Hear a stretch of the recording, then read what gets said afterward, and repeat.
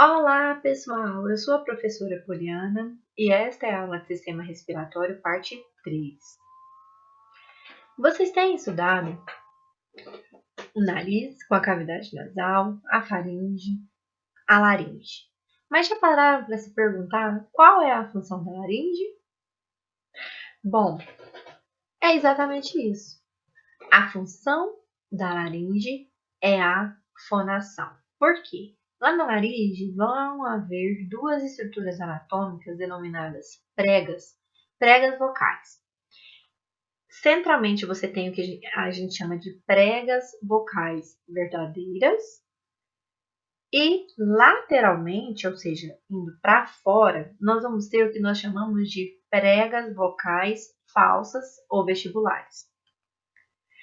Quando músculos intrínsecos da laringe que estão próximos a essas pregas, eles se contraem. E além disso, tem a passagem do ar na inspiração e expiração, é produzida a fonação. E a partir daí, a gente tem a produção da fala, através dessas colunas de ar que vem da faringe, do nariz e da boca. Então, aqui para mostrar para vocês, ó, o ar vem aqui pela orofaringe para passar aqui pela laringe. Olha aqui a presença das pregas vocais, quando elas estão fechadas, quando elas estão abertas. O que vem depois da laringe? O que vem depois da laringe é este tubo que contém um anel cartilaginoso. Isso aqui é a traqueia. A traqueia é um tubo de mais ou menos aí 12 centímetros por 2,5 centímetros de largura, constituída de tecido conjuntivo, músculo traqueal e cartilagem, sendo ela anterior ao esôfago, ou seja, o sistema digestivo fica atrás do sistema respiratório. Ela vai se estender desde a laringe até a margem superior da vértebra torácica 5. E aí a gente tem novamente a participação dos ossos da coluna vertebral. E possui 4 lâminas. Uma lâmina que eu chamo de túnica mucosa, que é essa porção mais interna que vai produzir muco, já que tem passagem de ar para eliminar qualquer partícula estranha. Uma tela submucosa, uma túnica média, que vai ser constituída de cartilagem e hialina. E aqui é importante a gente lembrar que essa cartilagem ela tem a forma de C. Ela não é, ao contrário do que muitas pessoas pensam, um anel. Essa cartilagem vai ficar voltada para a região anterior. Na porção posterior, que é a que comunica com o esôfago, ela vai ser constituída de músculo. E aí aqui a gente vai ter um músculo liso, que a gente chama de músculo traqueal. E aí, por último, a gente tem a túnica adventícia, que ela é mais externa e importantíssima para promover proteção e sustentação do órgão. Então, mostrando aqui, a partir da, olha, a cartilagem tireoide, cricoide, constituindo a laringe. Então, você inicia a traqueia nos seus 12 centímetros aqui. E aí, a gente chama aqui, ó, a região entre essas cartilagens hialinas de ligamentos anulares, certo? E aí a gente observa que na porção posterior, ao invés de ser formada de cartilagem hialina, ela possui um músculo traqueal. Esse músculo traqueal, ele é constituído de fibras musculares lisas transversais posteriores e junto com o tecido conjuntivo vai intercalar a cartilagem traqueal, permitindo a alteração do diâmetro da traqueia durante a inspiração, quando ela se contrai, e durante a expiração, quando ela relaxa. Bom, há alguns eventos em que a pessoa broncoaspira, não, ela se engasga. que ela não consegue engolir e o objeto ele para lá na cartilagem epiglótica, na epiglote, na laringe. Nesses casos, ela pode morrer por asfixia, falta de oxigenação. Então, quando ocorre essa obstrução da epiglote, pode ser realizada um processo ou um procedimento que a gente chama de traqueostomia. É aquele que a gente vê nos vídeos, né, nos filmes, que a pessoa faz asepsia lá com a bebida, faz um cortezinho, enfia um caninho para poder continuar respirando. Ela deve ser realizada entre as cartilagens traqueais, porque senão depois pode haver alguma sequela e a pessoa não conseguir continuar respirando bem quando atinge as cartilagens. E aí, né, também para facilitar o processo de intubação. Então, aqui mostrando para vocês, ó, a gente veio aqui da laringe, olha as pregas vocais aqui. Então, nós fizemos, olha lá, um corte. Então, tem que ser um corte do tipo transversal para evitar entrar em contato com os anéis cartilaginosos da traqueia. E aí, colocou lá o êmbolo com o procedimento para poder fazer a insuflação, né, do ar. E aí, aquela pessoa, né, continua respirando. Uai, professora, mas o que eu assisto lá nas minhas séries, CSI, Chicago Med, Grey's Anatomy, não sei. A pessoa, eles colocam um laringoscópio, né, aquele instrumento de ferro que parece um machado, pela boca. Por quê? Quando você não tem uma obstrução aqui da epiglote e sim a pessoa não está conseguindo respirar, não é necessário você fazer esse corte na traqueia. Então, é realizado o quê? A intubação empregando o laringoscópio. E aí esse laringoscópio, ó, ele vai passar aqui na região da cavidade oral, seguindo o sentido aqui da laringe, para permitir a gente canular, entubar o paciente e ele continuar o quê? Respirando. Depois da traqueia, nós seguimos com uma ramificação. E essa ramificação vai gerar uma nova ramificação, que vai gerar uma nova ramificação, que vai gerar uma nova ramificação. Então, o processo começa de forma macroscópica, ou seja, nós estamos enxergando, e depois ele passa a quase microscópica, porque fica muito pequeno, muito minúsculo. Isso tudo, né, os brônquios, eles são resultados, então, da divisão original da traqueia. E após 25 ramificações aproximadamente, eles vão terminar no que nós chamamos de ductos alveolares, ou alvéolos pulmonares. Junto com a traqueia, os brônquios eles vão constituir o que nós chamamos de árvore brônquica. Os brônquios eles são importantes para promover a remoção de partículas por meio de secreção e cílios. E também a cartilagem traqueal é constituída por lâminas cartilaginosas. E isso, junto com a alta quantidade de músculo liso, mantém o lumen pérvio. Então, quando a gente fala que um órgão tem uma cavidade que é virtual, significa que ela existe um buraco, um orifício, mas por conta do contato das estruturas envolvidas ali, ela está fechada. Então, isso a gente configura como uma cavidade virtual.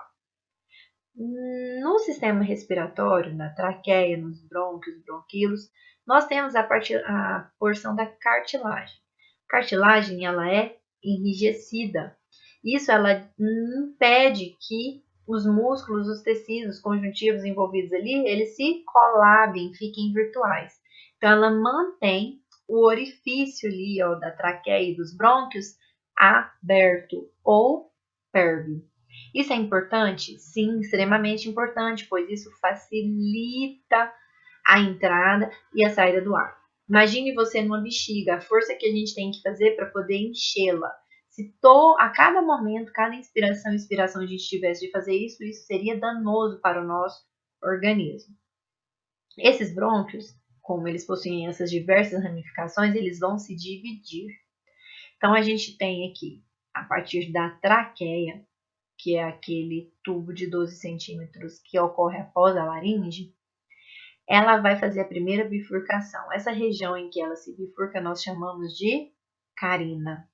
E aí nós originamos os primeiros brônquios, ou brônquios primários. São dois, um brônquio primário esquerdo e um brônquio primário direito. Reparem que o brônquio primário esquerdo ele é mais comprido, contudo ele é menos grosso. O brônquio direito é menor, mas ele é mais grosso.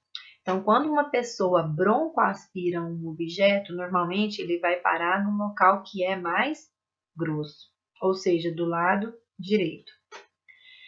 A partir do brônquio primário esquerdo do brônquio primário direito, nós vamos ter a segunda ramificação, originando os brônquios secundários. Logo em seguida, teremos os brônquios terciários. E aí, depois, já vamos formar os bronquíolos. Então, o brônquio primário é mais vertical, curto e largo, direito em relação que o esquerdo. Por isso, tem maior probabilidade de ter partículas sólidas nos casos de broncoaspiração. Cada brônquio primário ele origina 2 ou 3 brônquios lobares, ou brônquios secundários, que ventilam cada lobo pulmonar. Os pulmões possuem lobo superior, lobo inferior, lobo médio. Cada brônquio secundário ou tubular, ele vai se ramificar formando terciário ou segmentar, que se ramificam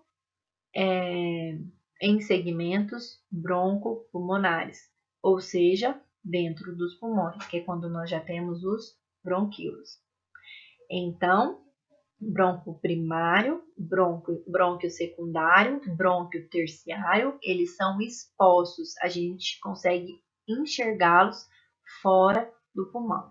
A partir da quarta ramificação, nós já temos os bronquíolos, porque eles vão estar inseridos dentro dos pulmões. E até chegar na 25ª, mais ou menos, ramificações, nós vamos originar os brônquios terminais, porque não tem mais brônquio depois deles. Esses brônquios terminais vão possuir nas suas extremidades os alvéolos pulmonares, que fazem a hematose. Até os brônquios pulmonares terminais, a gente tem a condução do ar. Os segmentos broncopulmonares, que ocorrem a partir da quarta ramificação da árvore brônquica, eles vão ocorrer dentro do tecido pulmonar, ou seja, se comunicam com os pneumócitos, que são as células dos pulmões. Então, aqui mostrando para vocês que ela continua a ramificação, mas dentro dos pulmões. E aqui mostrando para vocês a relação com o músculo diafragma. Esse músculo é o músculo que se contrai durante a inspiração. E os pulmões? O que nós temos sobre a anatomia dos pulmões?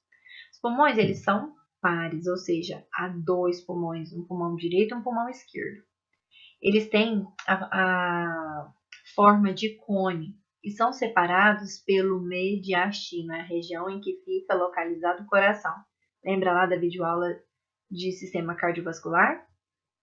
Eles vão se estender desde a clavícula, é o osso aqui horizontalizado ao que nós temos, sendo palpável aqui nessa região, até aquele músculo que eu mostrei para vocês da inspiração, que é o diafragma. Ele possui fissuras que vão delimitar os lobos pulmonares. Então, aqui para vocês verem, ó, nós temos uma base pulmonar. Entre os pulmões, nós temos o que nós chamamos de hilo pulmonar. Lá no alto do pulmão, a gente tem o ápice pulmonar. E aqui nós temos uma estrutura no pulmão esquerdo, uma estrutura em forma de C, onde encaixa o coração. Então, nós chamamos isso de incisura cardíaca. O pulmão direito, ele tem 3 lobos. O lobo superior, o lobo médio e o lobo inferior. Já o pulmão esquerdo, ele tem 2 lobos. O lobo superior e o lobo inferior. Onde ocorre a troca gasosa? Nos brônquios respiratórios ou terminais, para falar a verdade, nos alvéolos pulmonares que vão constituir a sua porção distal. Então, aqui mostrando a figurinha para vocês. Nós vamos chegar nos alvéolos pulmonares ou sacos alveolares, que eles vão ser altamente irrigados, né, com veias e artérias capilares sanguíneos, para poder facilitar a troca gasosa. Então, em cada pulmão, nós observamos aí cerca de 300 milhões de alvéolos pulmonares. Pensa isso em dinheiro, hein? Que a partir de uma membrana respiratória vão permitir a troca de gás oxigênio e de gás dióxido de carbono. Como? Por difusão, e esse processo é denominado hematose. Lembrando que a membrana respiratória ela possui 0,5 micras de espessura. Tudo isso para facilitar essa troca gasosa. Que problema a gente pode ter no pulmão? Tem algumas, mas pneumonite, que é a inflamação dos pneumócitos. Mas o que eu trouxe aqui para vocês é o que a gente chama de enfisema pulmonar. O enfisema pulmonar, ele acontece por causa da destruição dos alvéolos pulmonares. Ou seja, eu não tenho mais local de troca de gases nos meus pulmões. Isso aí vai gerar o tórax embarril, pode também gerar câncer. Tudo isso decorrente da destruição dos alvéolos pulmonares. Tem mais alguma estrutura que a gente não viu no sistema respiratório? Sim, tem as pleuras. O que são as pleuras? As pleuras, elas são túnicas. Túnicas são tecidos que parecem capas. Túnicas que protegem e que ajudam a formar uma cavidade no sistema respiratório que a gente chama de cavidade ou espaço pleural. Aqui elas são colabadas e esse espaço ele é virtual, ele existe, mas ele não está aberto. Contudo, dentro dele a gente contém uma pequena quantidade de um líquido lubrificante que serve para proteger e para poder conter os movimentos de inspiração e expiração. Então, aqui mostrando para vocês, né, que seria o local do pulmão direito, o local do pulmão esquerdo. Então, a parte aqui que comunica com o pulmão é constituída por uma pleura que eu chamo de pleura pulmonar ou visceral. E externamente, comunicando aqui com os ossos da caixa torácica, com o músculo diafragma, com o mediastino e o pulmonar, nós temos a pleura parietal. Ela é dividida em pleura visceral ou pulmonar e pleura parietal. E aqui a gente consegue observar de uma outra forma. Parte interna é visceral, parte externa é parietal. E aí, tem a situação envolvendo as pleuras que a gente chama de derrame pleural. Derrame não é só de sangue, tá? Ele pode acontecer por outras substâncias também. E toraxentese. Quando um líquido ou ar invade a cavidade pleural, tem-se o derrame pleural, que conduz à pleurisia ou pleurite crônica. É o processo aí de inflamação na cavidade pleural.